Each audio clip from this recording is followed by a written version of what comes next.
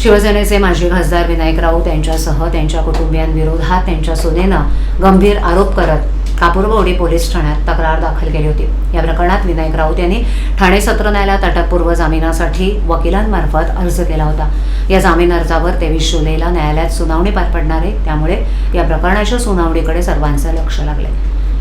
विनायक राऊत, गीतेश राऊत, श्यामल राऊत, चुलत सासरे आबा राऊत, फिरोज शेख, काझीबाबा आणि हरिश्चंद्र घाडी यांच्या विरोधात विनायक राऊत यांच्या सुनेनं तक्रार दाखल केली। विनायक राऊत हे शिवसेना ठाकरे गटाचे ज्येष्ठ नेते। त्यांचा मुलगा गीतेश यांची पत्नी गिरीजा सध्या घोडबंदर येथील चितळसर मानपाडा भागातील एका गृहसंकुलात भाडे तत्वावर वास्तव्यास आहे। 10 जून दिवशी कापूरबोडी पोलीस ठाण्यात राऊत कुटुंबाविरोधात गिरीजा यांनी तक्रार दाखल केली होती। तक्रारीनुसार 2016 मध्ये विवाह जुळवणाऱ्या संस्थेकडे त्यांनी नोंदणी केली होती। या नोंदणीनंतर त्यांचा विनायक राऊत यांचा मुलगा गीतेश याच्यासोबत विवाह जुळला। विवाहापूर्वी राऊत कुटुंबानं वाकोला इथे बंगला असल्याचं सांगितलं होतं, मात्र विवाहानंतर प्रत्यक्षात झोपडपट्टीतील घरात नेलं। याबाबत जाब विचारला असता गीतेश राऊत यांनी उद्धटपणे उत्तर देत तक्रारदारांच्या पालकांना झिडकारल्याचा आरोप तक्रारीत करण्यात आला।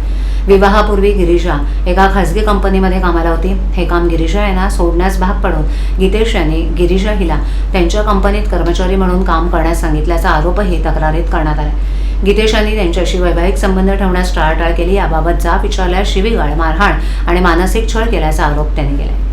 लिंबू कापड किंवा सुगंधी द्रव्य हा पूजा पाठाचा एक भाग असल्याचं त्यांच्या वकिलांनी म्हटलं। तो नाही, त्यांच्या वकिलांनी स्पेसिफिक असं म्हटलं नाही, पण त्यांच्या वकिलांचं असं म्हणणं आहे ते पूजापाठ वगैरे ते करतात, पूजापाठ वगैरे ते करतात। आणि त्यांचं असं म्हणणं होतं की त्यांना म्हणजे जे आरोपी आहेत त्यांनी काय आम्हाला म्हणजे जे विक्टीम आहे आणि त्यांच्या परिवाराला इन्व्हाइट केलं नव्हतं। पण ती सध्या परिस्थिती हे स्वतःहून जे आहेत, तिचे इनलॉज आहेत, त्यांनी स्वतःहून त्या बाबाकडे ते घेऊन गेलेले।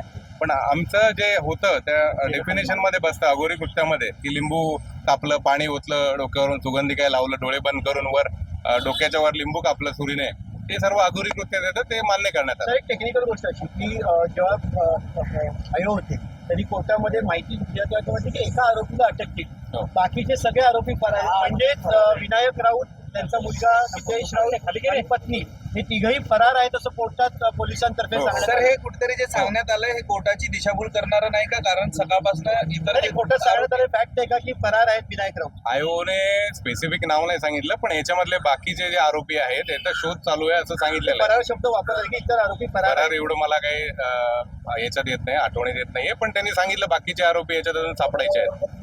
अच्छा, पण कुठतरी मग सापडायचे असं जर म्हणत असेल तर दिवसाढवळ्या पत्रकार परिषद घेत आहेत ते आरोपी, पत्रकारांना जर बाईट देत आहे आणि पोलिसांना सापडू नये, सर कसं सांगाल? म्हणजे पोलिसांनी आता काय आहे याच्यामध्ये किंवा तुम्ही पत्ता द्यायची गरज आहे का पोलिसांना? आवश्यकता नाहीये, सगळे आरोपी पकडू शकतात। आता एकाला पकडलं, बाकीचे पण पकडले जातील, पण एक इन्व्हेस्टिगेशन ऑफिसरचं कुठल्याही तपासामध्ये एक स्ट्रॅटजी असते।